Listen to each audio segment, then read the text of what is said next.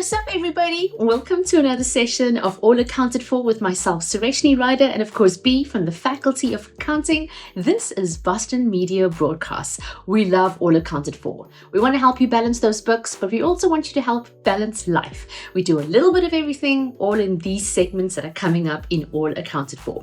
So this is how we break the sections up for you, just in three major ways. One, we look at Bottom Line Bulletin, and it's where we cover the latest in accounting news.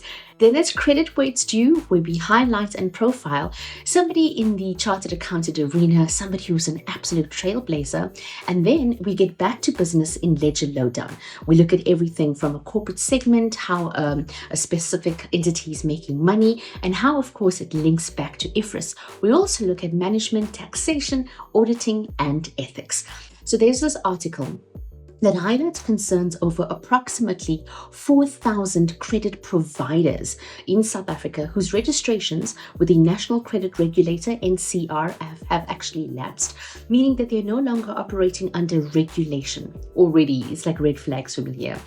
These unregistered lenders often impose excessive interest rates, hidden fees, and engage in questionable collection practices that can trap borrowers in cycles of debt. Are we talking about loan sharks? Yes, essentially. Okay, essentially, right? Okay, got you. Yeah. I was like, there we go. There we go. You're saying there's 4,000 of these providers. So these were people that would have initially registered with the NCR, and then they kind of their application or their registration then lapsed, right? Which means they're now kind of in the same boat as the loan sharks. They're not They're not accountable to the NCR, and so they can essentially do whatever they want, right? And the most important thing about why the NCR or the National Credit Act even exists to begin with is that they essentially need to be regulated, right? Including Yeah. your mashonisa. So anyone that provides credits should, by law, be registered with the NCR. And when you then use these registered providers, you know that you're kind of getting people that operate within a certain legal framework, and they're going to kind of practice responsible lending, and you're not going to be over indebted. So there are things that they need to do, for example, such as conducting credit checks and just making sure that you can actually afford the debt. And we know about mashonisas or loan sharks that that's not something that they do.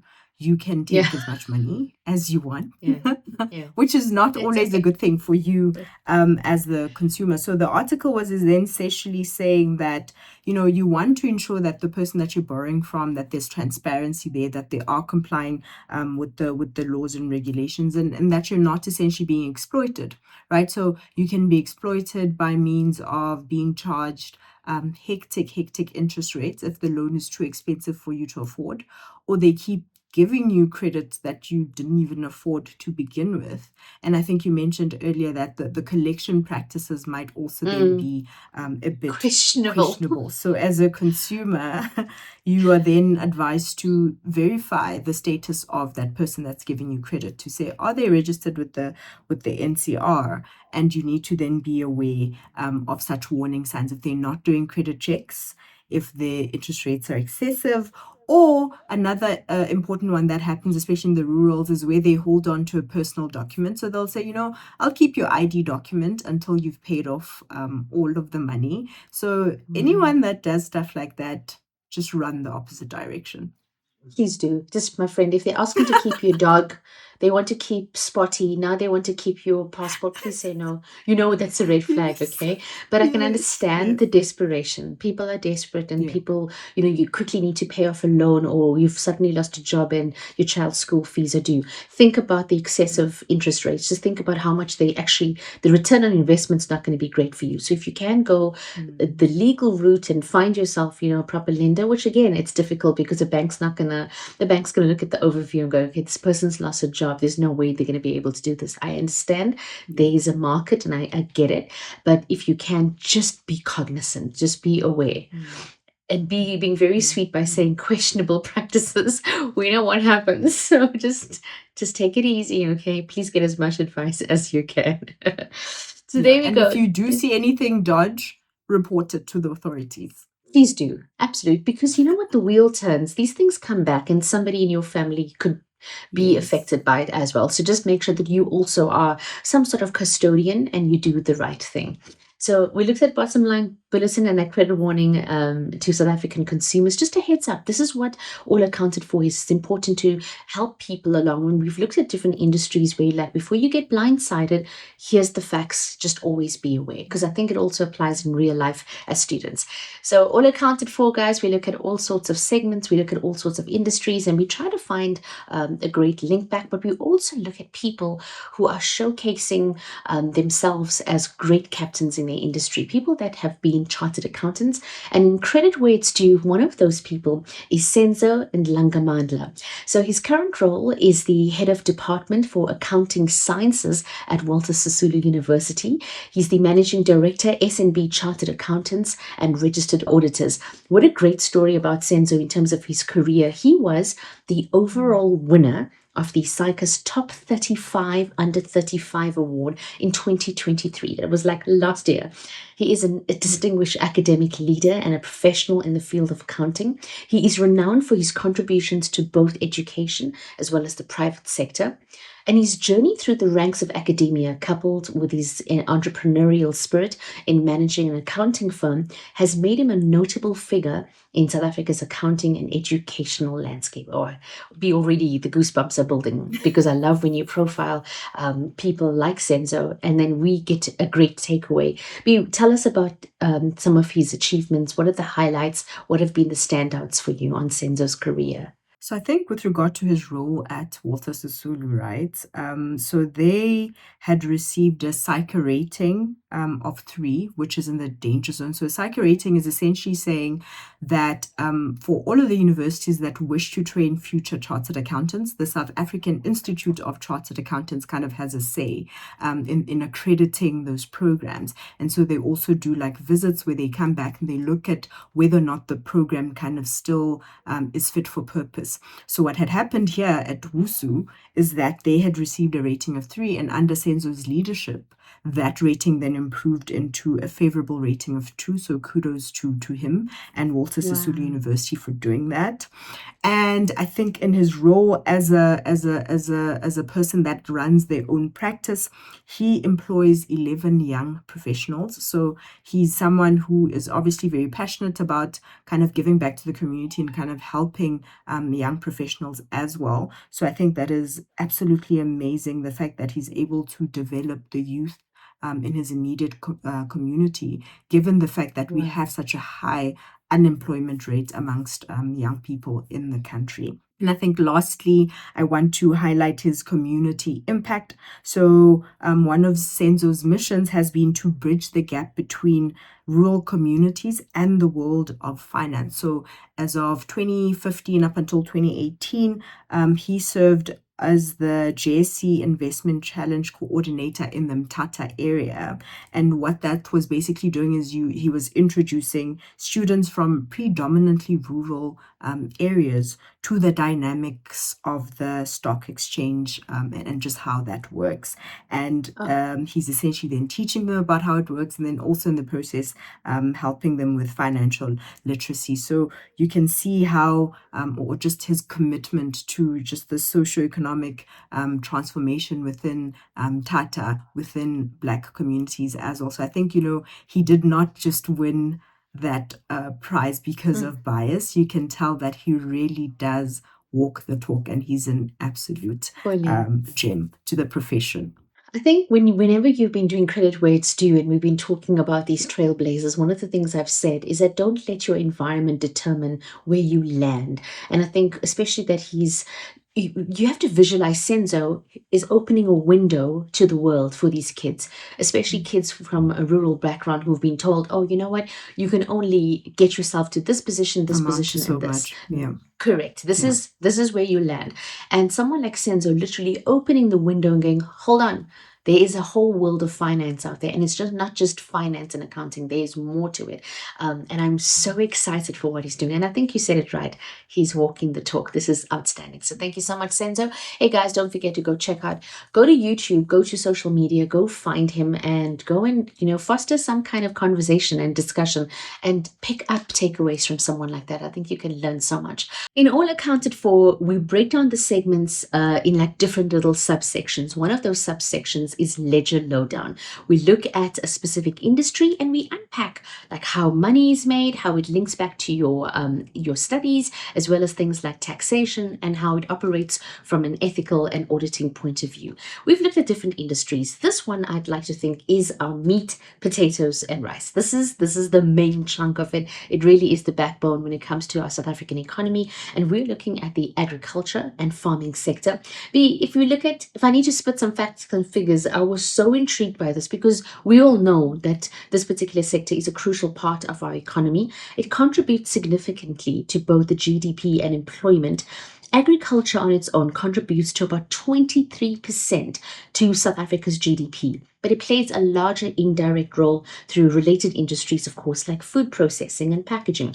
The sector employs, wait for this, about 56% of our national workforce. More than half of our national workforce is involved in this industry, and that's roughly providing about 850,000 to 900,000 jobs. The figure has grown considerably if you consider informal and, of course, seasonal labor, which is crucial during the harvesting and planting seasons. B, can you walk us through some of the facts and figures when it comes to agriculture? What do you have for us?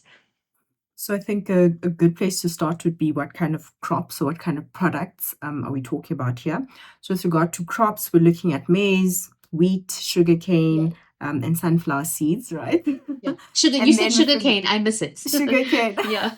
Oh yes, Because because you're from KZN. that's right. It's actually where my Whoop, great whoop. grandparents started when they obviously were brought over from India. My great grandparents were on a sugarcane plantation, and then the other set of Wow. grandparents worked on the banana plantation. So the tea plantation, sugarcane, those are very special to me. That's like yes, but also why I was getting excited is girl. that they need to bring more sugarcane to America because corn syrup is not Do you life. guys not have?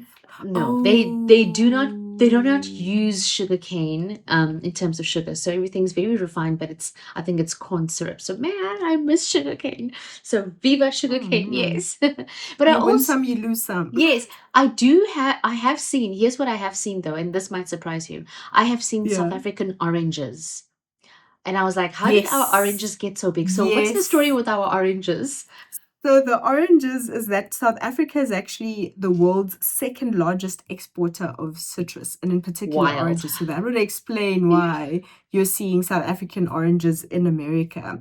But I think another popular one would be maize. So to all of us pap lovers, whoop whoop. It plays a huge it has a huge role to play within our diet as South Africans, but we also then export it as well, or rather export it as well to the neighboring African countries. And then we also are big exporters of wine. We make about 1 billion liters annually. And then if you think about livestock farming as well, we're looking at cattle, sheep, poultry. So those are also that's a very important subsector of agriculture as well. And I think with regard to the challenges that are faced, so South Africa as a water scarce area, water is a problem because farming actually consumes a lot of water. And if you then factor into there like things such as climate change, droughts, floods, and I think you were saying earlier about the snow as well in KZN. I mean, KZN's getting snow. That could, as fun as it is to go out there and make a few snowmen, think about what it does to the farmers. It destroys your crops. Frostbite. It actually destroys same for wines. Yes, obviously, if now you look your at the grapes Cape, are frozen. your grapes, yeah. I think the Cape has kind of got a handle on it, but for KZN, that's not used to having, we're a tropical climate kind of place. Now we're getting snow in the middle of what should be summer. Yeah, that shakes things up just a little bit, yeah. So that's something It really to take. does. It's a It big thing really to take does. into consideration. And also another thing is, for example, land reform Yes. programs, right? So where the government essentially says, we're going to kind of redistribute the land to previously disadvantaged individuals or people that were forcibly removed from their land. And that will impact kind of your production as well as your land ownership. So I don't think it's possible to speak agriculture without kind of touching on something like this. But overall, it's a multi-billion rand industry, and it's a sizable chunk of our exports. Yes. Now, speaking of that sizable chunk of the export, and if we're talking about 56% of our national workforce being in this industry, how are we making money? How is money made? Because I'm very interested. How do companies in this industry make money? So I think also because it's such a diverse company, I think you did mention earlier, like you have your food processing and packaging and other things. It's I think it's important for us to also touch on how those areas kind of generate money. But I think the obvious ones would be where farmer would then kind of grow crops for sale. We did speak about, for example, maize being a staple food, and then that would then be sold to either wholesalers, retailers, or processors that would then make our maize meal, for example. Then you also have the farmers that would then raise livestock, such as your what's this your is it beef if it's still alive? Cattle. Yeah. They would raise cattle and sheep and other things, and then they would then either use them for meat, or they would then kind of take from them like the eggs, the dairy, or whatever, and then sell that to other kind of players that would then process that further. And then you get your the people that do then process. So they will buy the oranges and then they'll process it into, say, fruit juice or dried fruit or whatever the case. Like the and then they would then byproducts from the sell main that. product. Yes. Got it. Yes. And then you also get other players that specialize in providing the input. So their thing is to sell seeds to the farmers, sell pesticides, fertilizers to the farmers. So I think they also kind of deserve an honorable mention while we're talking about how money is made here. And another area would be agri-tech, so agricultural technology, where people kind of then come up with all of these technology that would then kind of improve the yields or make these farmers more efficient. This would be software, this could be like actual physical products. They would then sell that for money. And then another one that deserves a notable mention would be your government subsidies. So the government knows that agriculture is such a critical sector for the country, right? So what they would do is they would kind of, in an effort to encourage people to go into farming or to encourage people to stay in farming, they would then subsidize them. So depending on how much money you're receiving as a subsidy from the government, it could actually contribute very well or a big portion of your bottom line. Nice. I think one of the other things that contribute to the success of the industry, of course, is the physical machinery. And if you think about the pumps and the cyclones and the valves that go into making these machines work, and you get the dairy product, yogurt just doesn't come from the cow. Okay, it has to be processed. There's machinery involved, and that's another way that they probably make a lot of money. So yeah, that's very interesting. Now we look at such a big industry that's, like you said, a sizable chunk of our economy. Now I want to figure out, how does it link to students? How do we get it to studies? What IFRS standards apply to this particular industry? So I want to actually touch on two today. One of them being IS 41 that deals with agriculture. So just like mining, this industry has a specific kind of standard, and it's also considered too specialized to be covered at a university level. But for example, it deals with how to recognize, how to measure biological assets, produce, as well as the impact that government subsidies have on a company. Under this standard, for example, it speaks about the fact that biological assets need to be measured at their fair value.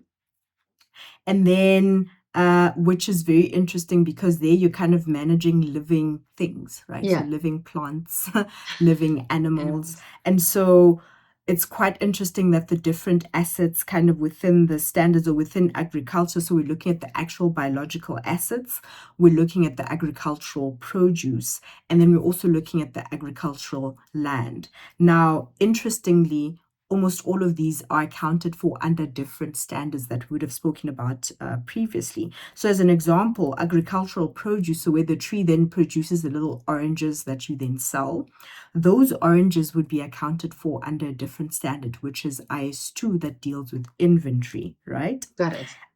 If you then look at your agricultural land, that would be accounted for in terms of I-16, that deals with property, plant, and equipment.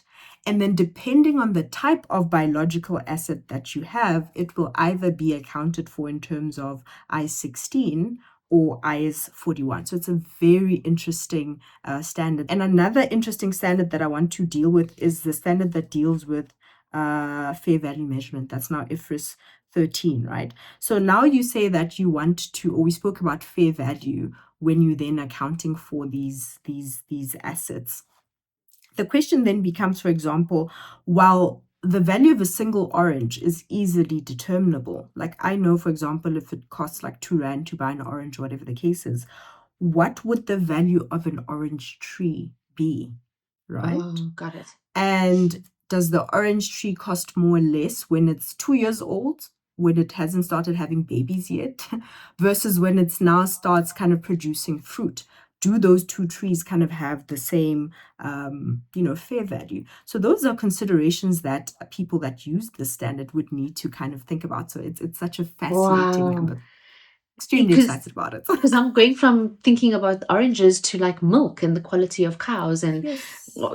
how old the cow is and so this Exactly. is when we're looking at the agricultural sector and farming, what principles within management, accounting, strategy and finance then apply to this industry? Okay, so if we can just think about, for example, how difficult it would be for a budget or to do like forecasting, right? Because how do you know you planted this much value in seeds, but how do you know that value in produce is actually going to come out of the ground, right? Number one.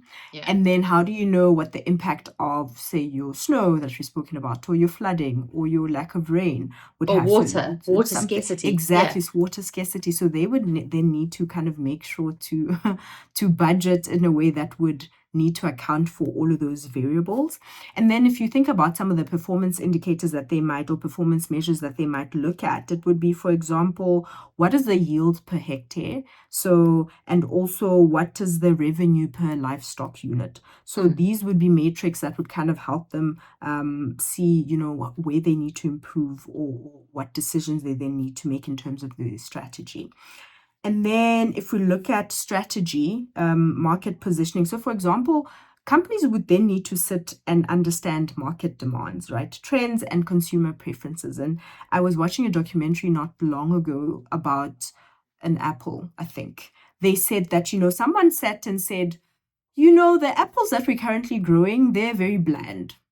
We need to come up with a new variety of apple that would better serve the needs of consumers. And so they sit down and they're like, okay, what kind of apple are we looking for? What characteristics must it have? And so on and so forth. What kind of disease must it be immune to? And so on and so forth. So if you guys have time, you can look at how these decisions are made. It also is the same with bananas. There's so many varieties, but it's not all of them that you see at the shop. And can I just stop you?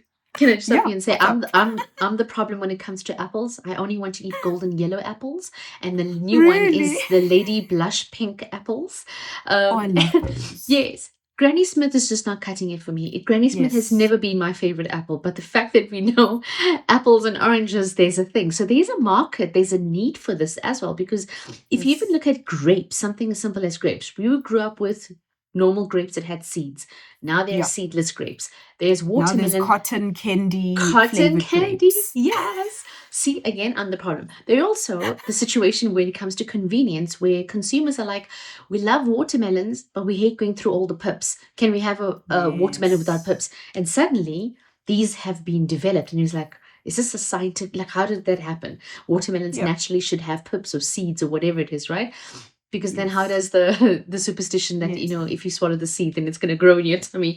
But this is interesting when it comes to strategy. I did not think about it. I love that documentary. So someone sits and be like, what do we Hmm. do? I think they also said something about the kiwi. So there's the normal kiwi that we Yes. know, the one that's green. And Yes. then some people in Australia developed some other one that's like gold. I think they call it a golden kiwi or Wow. something. And they have rights to that. So no one else is allowed to grow that specific breed of kiwi. And Oh, it's got because you. someone sat and said, okay, it's not easy to transport. We need something with a softer kind of skin or with a harder type of skin or whatever the Wow. case is. So the people that sit behind the scenes and actually determine these things, it's I'm so not sure. fascinating. I'm not sure if you guys have seen it here in South Africa, but pink pineapples are very popular here in the I US. have not seen that. Pink But then again, I live pineapples. in rural Limpopo. We never see anything here. So Listen, Limpopo has the best fruits, okay? Best fruits ever.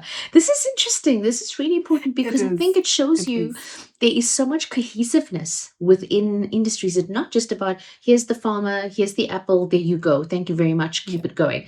It has a lot Yeah. of research and insights that actually go into something like this to say, we're not making sales. There must be a reason why people are not into these apples. Let's look at the bigger picture. I find it very fascinating.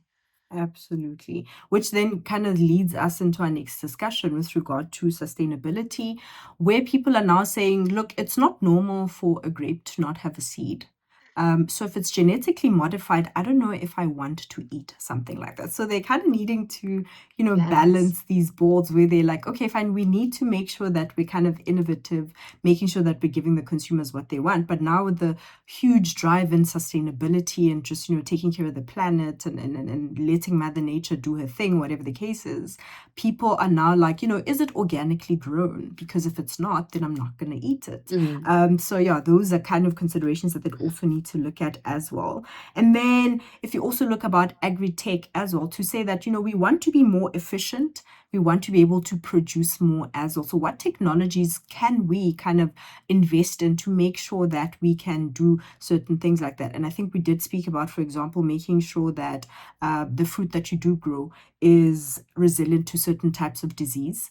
They could also have like soil sensors where they sense some, whatever it is that they sense. I'm an accountant, I'm not a farmer, but just different types of technologies, such as using drones, such as using other softwares that could kind of Yeah. improve their productivity or their efficiency. So those are areas that they need to be looked at. And I think, we cannot discuss what we've discussed about climate change and such things without looking at risk management, which is a concept within finance, where you now say, this industry is susceptible to various risks. So it is the climate change, it is the market volatility. So, what kind of, strategies are you then going to employ to mitigate these risks, right? So if you do have a certain disease that's currently going around, do you now want your entire plot of land to just be having that one fruit, or are you going to diversify kind of your crops? Have this on the other side of the farm and then have something else, or where you do kind of plant other things that I can't remember if it's a what do you call this, a green pepper, whatever, some other vegetable where you plant it this year, if you plant it again next year, nothing comes out. So you kind of have to give the land space to breathe. So when that land is breathing, are you just sitting there not making money, or are you now going to be planting something else in the meantime so that you kind of get money? So those are the kind of things that they need to be thinking about within the farming And I industry. suppose it helps mitigate the circumstances, like you said. If you suddenly land yourself with water scarcity or there's drought, there needs to be something else. Surely you could use the land for other purposes, or repurpose in some way, just to make sure that you are always above board, because you are taking care of a big workforce. At the end of the day, you've got people who are working for you that also need to be paid. There's so much that just goes into this. When you are contributing this much to the GDP, my big question will be about taxation. Ta-da! Yeah. Okay, because we've looked at different sectors and how tax Yeah. applies, I'm very intrigued about the South African tax principles that now apply to an industry as big as this, or as crucial as this. So I think maybe a good starting point would be starting with something that kind of affects everyone, and that would be VAT. So you'd be happy to know that there are certain agricultural products that are zero rated. So that means that VAT is charged, but it's essentially charged at 0%, right? And that would be things such as basic food stuff. So your unprocessed fresh fruits and vegetables, eggs, milk, amongst other things. Hmm. So that's a good thing for you as a consumer, because the government says you should not essentially be paying more for some things that you basically need to survive, right? But if we then speak about the corporate implications or the corporate tax implications, is that there is a certain section within the Income Tax Act, Section 26(1), that does say that, if you are in this space, then you need to kind of determine your taxable income in line with the first schedule. So again, this is an area that's considered so specialized, it's not really covered at university level, but obviously this is we kind of want the students to know what's out there, but we're going to touch on it a little bit. But it's to then say, fine, if there are deductions that don't qualify with regard to the first schedule, then you can use other provisions within the Act to then get your deduction. And this is something that the students would know about. Your Section 11A, your Section 23Gs, those are then sections that you can use. We've spoken about Section 11D in the past that speaks to research and development. So they're now saying, if you're innovating within the space of agriculture, you can then kind of get this deduction as a reward for the knowledge that you're adding within the industry. And I think the capital allowance section is Section 12B, which then says that if you're now using these items within kind of the farming space, amongst other requirements, your machinery, your implements, your utensils, and anything else, you can then use the Section 12B as the section by which you claim your capital depreciation. Oh my word. Here I thought we were comparing apples and oranges and orange. This is a lot. This is amazing. B, if you look at an industry as big and as prosperous and as important and crucial as the agriculture and farming sector, I'm going to think that they are also under a very big microscope when it comes to auditing, when it comes to ethics. What auditing and ethical issues apply to this industry? I'm thinking already about workers' rights of animals. There's so many things that go with this. So from that perspective, what can we look at? Absolutely. So I think you summed it up quite nicely. So let's actually start with that. So with regard to your workers' rights, right, to say that is the farming community essentially taking care of their staff members? So what are their living conditions like? What are their working conditions like? Do they get fair wages? And also this thing of like, also, what do you call it? Seasonal work, right? Is it an ethical thing? Is it not?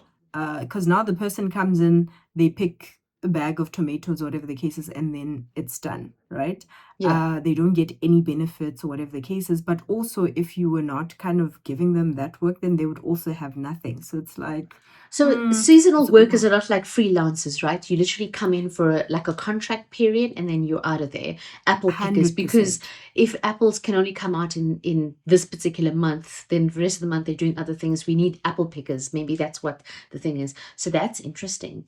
Yeah, because they've got to be taken care of too, Absolutely. I mean, and also it's hard work. Like, can you imagine working in the sun all day, every day, and you're carrying these bags of whatever, oranges or apples, whatever the case is. But anyways, and then you also have to be looking at the animal welfare. I mean, the animal is gonna become meat eventually, right? But does it have to suffer?